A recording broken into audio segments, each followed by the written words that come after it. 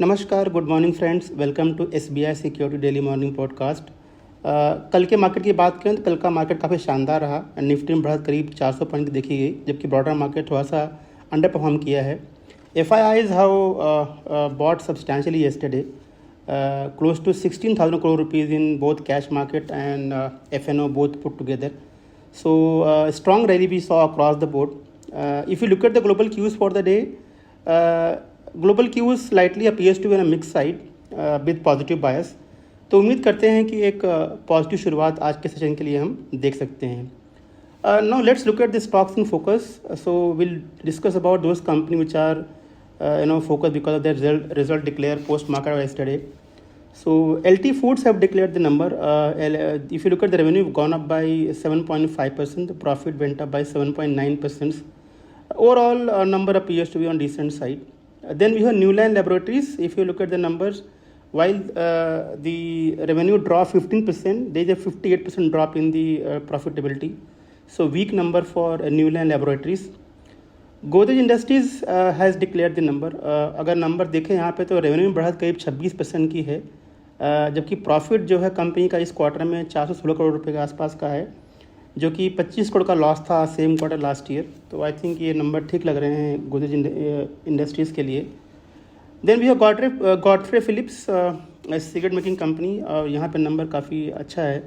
Revenue में बढ़त है, प्रॉफिट में 30% बढ़ कर के आया हुआ है. तो ओवरऑल नंबर गॉडफ्रे फिलिप्स का अच्छा लग रहा है. JSW एनर्जी की बात करें तो यहाँ पे जो नंबर कंपनी ने डिक्लेयर किया हुआ है, रेवेन्यू में बढ़त जो है 16% के आसपास की है, प्रॉफिट का भी 20% बढ़ कर के आया हुआ है. और मार्जिन हालांकि थोड़ा सा डिक्लाइनिंग ट्रेंड में देखा गया है, और ये मार्केट के अनुमान से कम है जहाँ तक मार्जिन की बात है.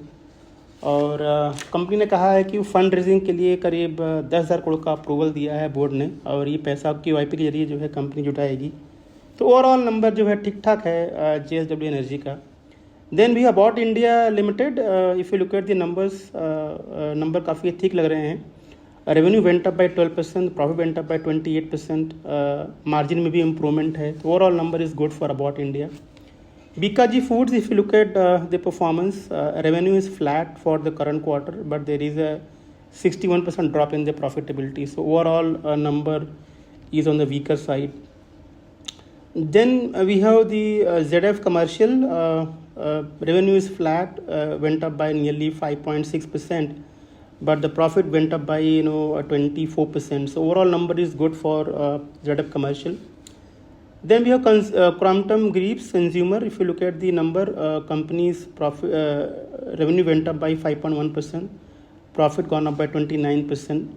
और ये नंबर जो है मार्केट के अनुमान से बेहतर लग रहा है, तो उम्मीद करते हैं कि क्रॉम्पटन ग्रीव्स पॉजिटिव रिएक्ट कर सकता है. वेबसोल एनर्जी का नंबर जो है यहाँ पे ठीक है.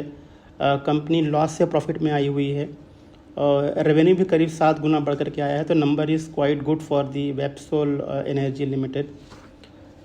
फिर अलाइड ब्लेंडर्स की बात करें तो यहाँ पे नंबर ठीक लग रहा है.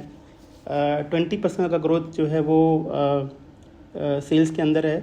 प्रॉफिट 78 करोड़ के आसपास आया है, मार्जिन भी इम्प्रूवमेंट है. तो उम्मीद करते हैं कंपनी आज पॉजिटिव रिएक्ट करेगी. पतंजलि फूड्स की बात करें तो number is quite good. 17% growth in the sales and the 74% jump in the profit. Strong number for Patanjali Foods. Then we have LIC Housing Finance. Overall number appears to be decent. 5% growth in the total income and 25% jump in the profitability. And numbers are broadly in line with the market expectations. Then we have Vishnu Chemicals. Numbers are quite good. 31% jump in the revenue, 40% jump in the profit. Overall number is good for Vishnu Chemical. Endurance Technology, overall number is decent. 10% jump in the revenue, profit gone up by 16%. So decent number for Endurance. Then we have Inox India. If you look at the number, numbers appears to be quite good. 34% growth in the revenue, net profit gone up by 49%. Margin में भी improvement है, तो उम्मीद करते हैं कि ये positive stock react करेगा. आइए बात करते हैं उन कंपनियों की जो अपनी न्यूज़ के दम पे आज फोकस रहने वाली हैं. तो यहाँ पे पहला है भारती एयरटेल, जहाँ पे सिंगटेल जो है यहाँ पे करीब 4.76 करोड़ शेयर जो है कंपनी बेचने वाली है भारती एयरटेल में. और जिसकी वैल्यू करीब 8,568 करोड़ रुपए के आसपास की होने की उम्मीद है।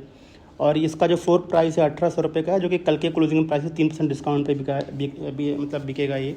तो ये थोड़ा सा नेगेटिव है भारतीय एयरटेल के लिए। आरबीएनएल को यहाँ पे 116 करोड़ रुपये का ऑर्डर मिला है सेंट्रल रेलवे से, पॉजिटिव है कंपनी के लिए।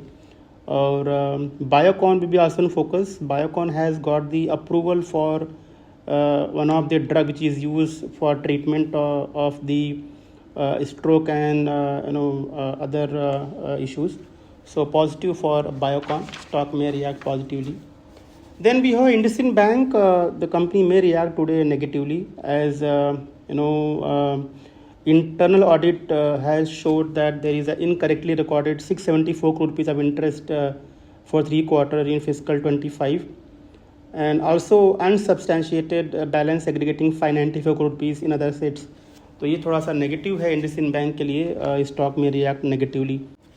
फ्रेंड्स, रिजल्ट जो है वो ऑनगोइंग है, तो आज भी बहुत ढेर सारी कंपनियों के रिजल्ट्स आने वाले हैं, जैसे BHEL, delivery, Dhanuka agritech, Emami, eureka Forbes, heritage foods, Hyundai Motors, KRBL, Nesco, nucleus software. तो एक लंबी लिस्ट है कंपनीज़ की जिनके आज रिजल्ट्स आने वाले हैं।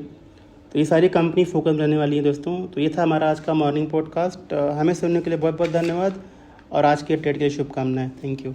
Investment in securities market are subject to market risks. Read all the related documents carefully before investing.